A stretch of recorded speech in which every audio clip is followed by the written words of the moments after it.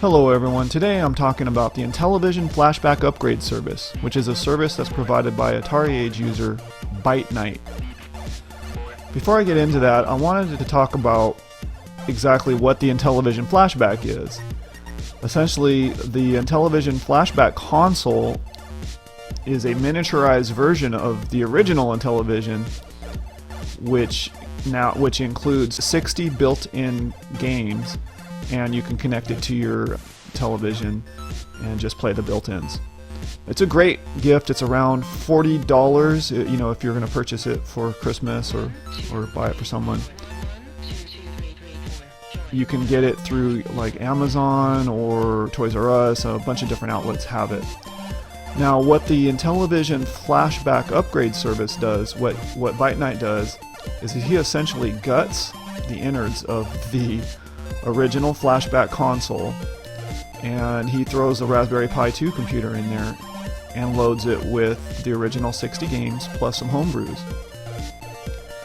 What you do is you send him the unit, which looks like this guy right here, and he goes ahead and does that work for you. And what the system includes is, I'm going to read from his forum post, is the Raspberry Pi 2 computer, the Ultimate PC interface, which there's a link if you don't know what that is, the USB Wi-Fi dongle, USB keyboard extension cable.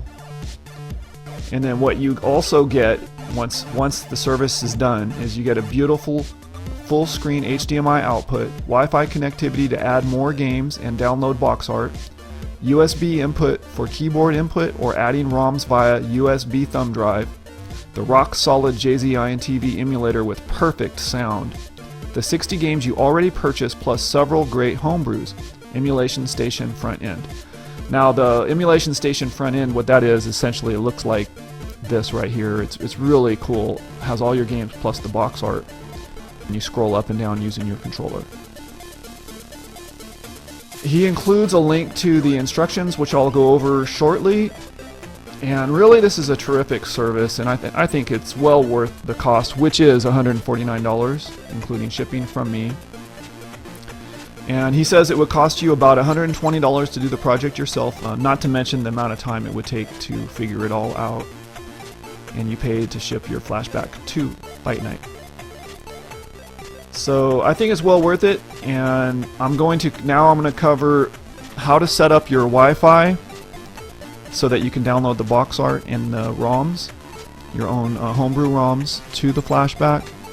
And I'll also cover how to do that via the USB dongle. So this is what the unit looks like once it comes back from Byte. He throws the Ultimate sticker on there with a nice image of the running man on there. And essentially you have where you plug your controllers in. It's pretty much the same. Looks beautiful. I mean, the part that he modified, that's where you plug in the power. The part that he modified in the back was to add the HDMI port and the USB dongle thing right there. So, and then pretty much from my perspective, I don't see anything else that he's modified. But I'd like to add that in terms of the weight of the unit, it just feels a lot more solid. It has a little bit more weight to it after having the service done from Byte. Byte has updated the Ultimate Intellivision Flashback manual recently, and I'm going to read from it here. Console. The Ultimate Flashback runs the excellent jzintv emulator on a Raspberry Pi. You'll see some computer code with loading, but I've tried to keep this to a minimum. It takes about 20 seconds to boot, so stretch out your fingers and neck in preparation for some classic gameplay in a whole new way. Once you're in, you shouldn't have to reboot. The reset on the console is not needed and does not work. Resetting the game is done from the controller. Controllers. The Ultimate Flashback is set up for Intellivision Flashback controllers by default. You can also use the controllers listed below. In order to change controllers, you need to hold down a button until the boot screen appears. After that, your last controller used will be remembered in the future. Note, the last controller used for Player 1 and Player 2 is saved independently. So what he's saying here is if you hold the button down on your controller, if you're using an Atari 2600 controller, you hold it down until the boot screen appears, it will remember. So you can use it for your Sega Master System, the Atari 2600, Atari 7800, the TI-99, the Commodore Amiga controller. That's a new section that he added recently, which is cool. I didn't know you could do that, so that's really cool. INTV controls, game selection screen. So when you're in the menus, this is what we're talking about. The top fire button is your select button. The bottom left fire button is go back/cancel. Clear takes you to options. The enter button goes into the menu. The number 2 button moves you up 10 games in the menu. The number 8 button moves you down 10 games in the menu.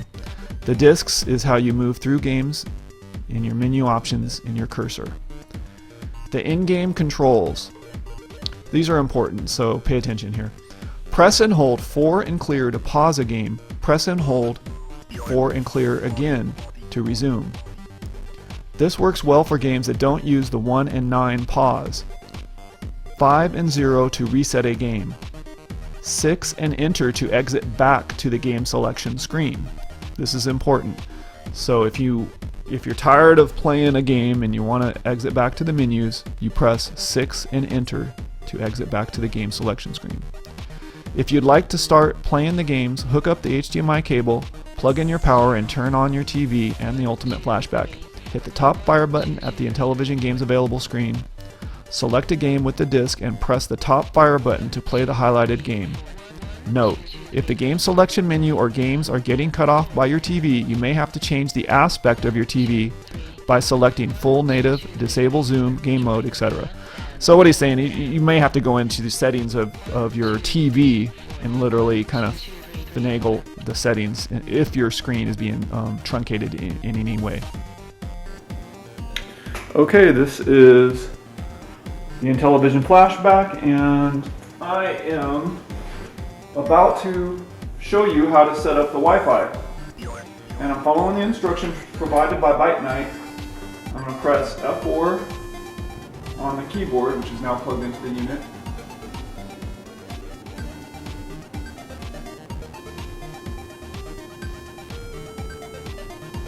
Check it out. And we get this nice little splash screen. And this is the first time I've ever had essentially a computer plugged into my TV screen here. This is awesome. And then the next thing he says to do is to type in this command and hit press enter. So I'll bring that command up on the screen for a second here while I type this.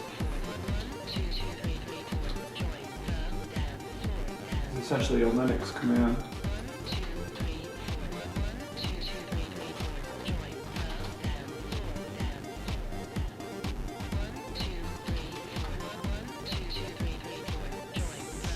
Aha. So there's the file that you have to modify to set up your Wi-Fi. Just change the SSID and your password, which I'm going to do now. Control X and then Y. Ah, there we go. I have an IP address now. Woo! Okay.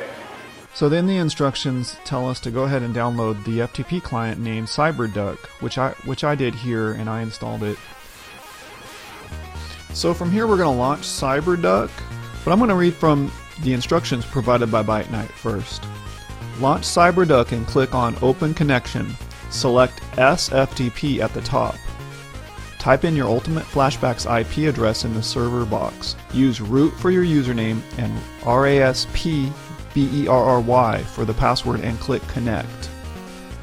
Click on the /root folder and then select root. Navigate to the home, /pi, RetroPie, ROMs, and television folder. You should see the built-in ROMs here. Now simply drag and drop your ROMs into this folder. You'll have to hit F4 and type in EmulationStation at the prompt, or reboot the flashback to see your new games. Make sure to unplug your keyboard before playing games. So let's try this. So right now I'm disconnected, even though it looks like I'm not. So I'm going to click Open Connection, switch this to SFTP, put in the IP address, of my flashback, Ultimate Flashback, put in the root password, the root username, and the root password, RASPBERRY, and click connect. Now you can put in a path here first if you want. I'm just going to click connect. Always allow. Okay, now I'm connected at the root. Click up. So in the manual, he says to go to the root folder, home, Pi, RetroPie, ROMs folder. Let's try that. So the home folder, Pi, RetroPie, ROMs, Intellivision folder. That's where the ROMs are. Now all we have to do is simply drag and drop. And now I have my ROM up here. I'm going to drag it and drop it in to start the file transfer. Upload complete, so I'm going to close the transfer box.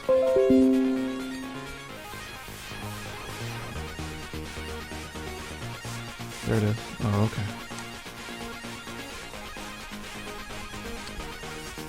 So there's my ROM right there. It's the very first one in the D section. I have to sort it by file name. It's right there. Now, while we're at it, if I switch the path, if I go up, up, up, up, go to the box art, and I'm going to drag and drop the D2K arcade box art.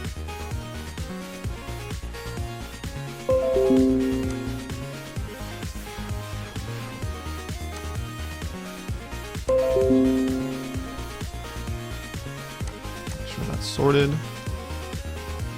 D2K arcade box art's right there. So that's how easy it is to load new ROMs and box art utilizing the CyberDuck FTP client. So from here, what Byte Night says you have to do is hit F4 and type in EmulationStation at the prompt, or reboot the flashback to see your new games. Make sure you unplug your keyboard before playing the games. Okay, from here I'm going to hit F4, type EmulationStation, and see if my new ROM shows up on the list. Aha! It looks like it is. Let's scroll down, hit 8 to jump down. And there it is. I just have to update. I have to update the information. Just want to go into it, clear, edit the game's metadata. I'm going to change the name. Something I would like for it to say. D2K Arcade.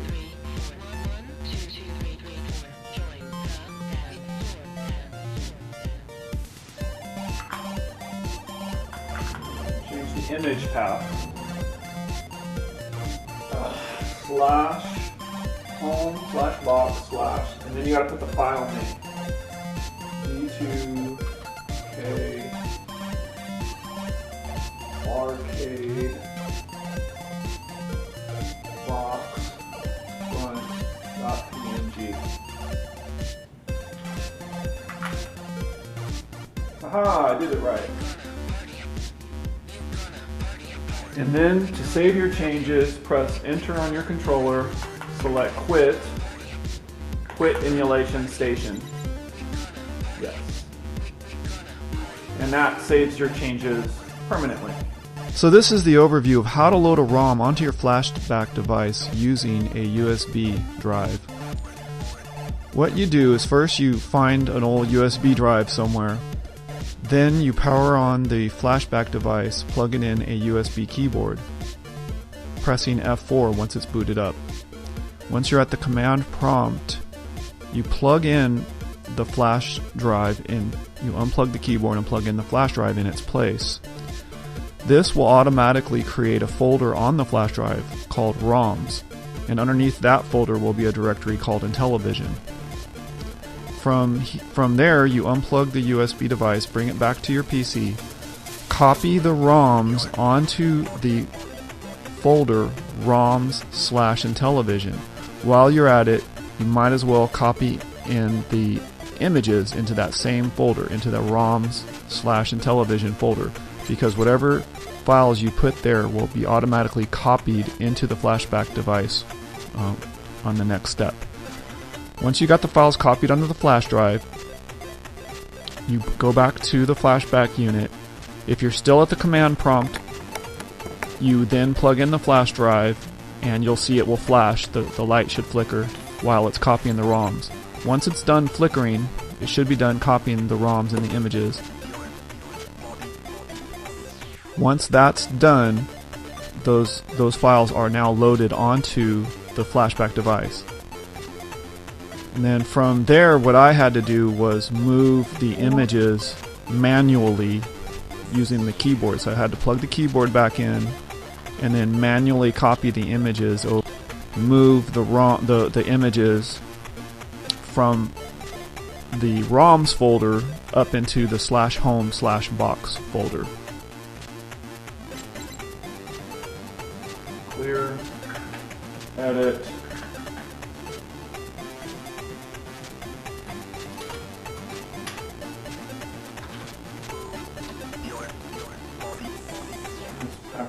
JPEG.